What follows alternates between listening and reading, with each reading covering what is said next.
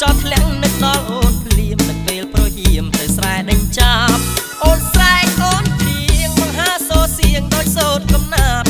ពីរួមលេះទេដេញចាប់ស្រកោឌូរៀបទូតែធ្ងន់ខ្លាំងពីរួមលេះទេដេញចាប់ស្រកោឌូរៀបទូតែធ្ងន់ខ្លាំងពេលនេះចោលអើយជួនាំចម្លើយទៅប្រាប់ស្រីផងអូនទៅភ្នំពេញចោលបងរីនឹកនួនអងឆាប់វិលមកស្នេហ៍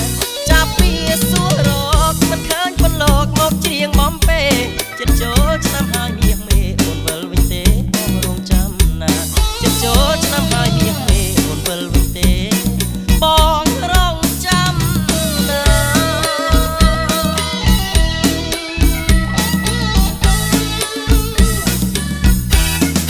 ចោលប្រាប់បងថាលងទៅរៀនច្បាប់រៀនចប់ផ្ដេចអូនមិនប្រាប់បានសញ្ញាបត្រអធិការ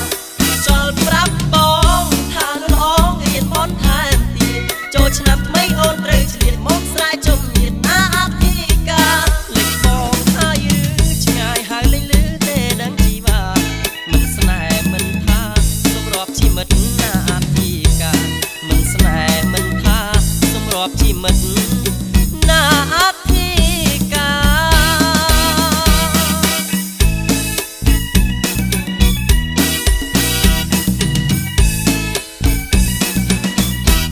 ស្រុកស្រែអីលើសែនស្ងាត់ណាស់ពើពេលបាត់ពុំងារកំសត់ដល់បងកំព្រាធ្លាប់នៅជុំគ្នាបងរែងសោកា